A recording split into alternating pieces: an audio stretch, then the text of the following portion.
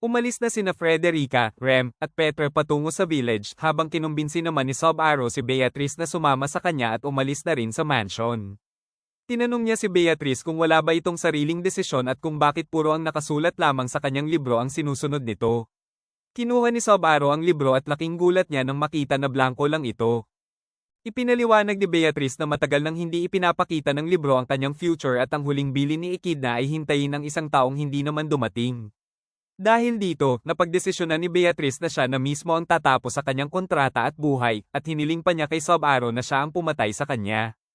Hindi matanggap ni Sub-Aro ang mga sinabi ni Beatrice at iginiit niyang kung kailangan niya ng tulong, dapat ay humingi siya nito. Tuluyan ng umiyak si Beatrice at hiniling muli na patayin na lamang siya. Sa gitna ng kanilang pag-uusap, biglang dumating si Elsa at ipinaliwanag kung paano niya nahanap ang Forbidden Library, kasabay ng balitang ang kasamahan niyang si Maylay ay nasa village na. Gumamit si Beatrice ng smoke bomb upang makatakas sila ni Sub-Aro at nagtungo sila sa village, ngunit hinarang sila ni Maylay, isang mob-ist user. Sinabi ni Maylay na siniguro niyang hindi magdurusa sina Frederica at Petra. Maghahanda na sana si Beatrice sa pag-atake, ngunit biglang sumugod si Elsa. Ginamit ni Beatrice ang kanyang mana arrows at tuluyan niyang nagyelo at nabasag ang katawan ni Elsa.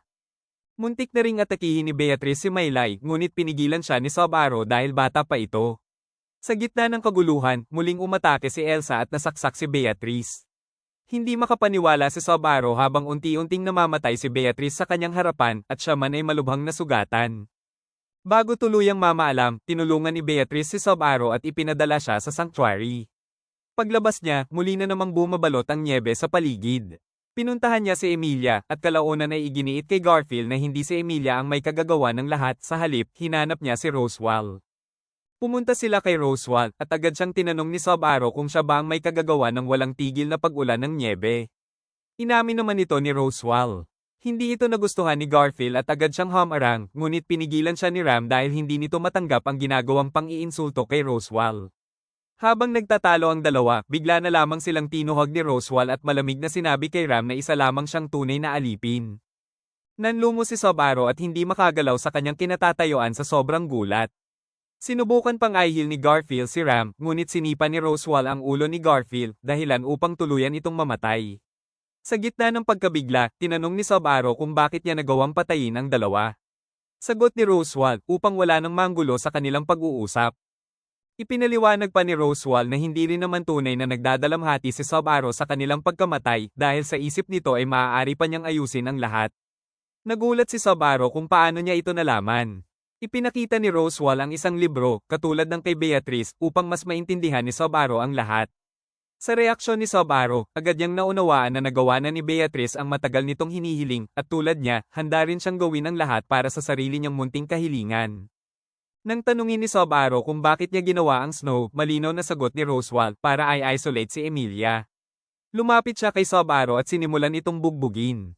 Hindi nagtagal, biglang dumating ang mga Great Rabbit, kaya tinapos na ni Roswell ang kanilang usapan at itinapon si Sub-Aro palabas ng bahay. Bago tuluyang mawalan ng malay, sinabi ni Sub-Aro na kailangan nilang iligtas si Emilia at ang iba pa.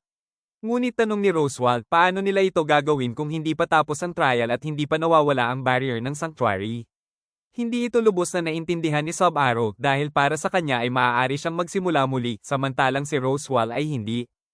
Sa huli, sinabi ni Roswell na darating ang araw na maaabot din siya ni Sub-Aro, at may isang bagay na tunay na mahalaga sa kanya na handa niyang protektahan kahit anong mangyari. Pagkatapos nito, unti-unti na siyang nilamon ng mga Great Rabbit hanggang sa tuluyan siyang mamatay. Nag-enjoy ka ba sa episode na to? Kung oo, palike naman ng video at huwag kalimutang mag-subscribe sa aming channel. Malaking tulong yun para sa amin bilang small content creators. Maraming salamat po, arigatou gozaimasu.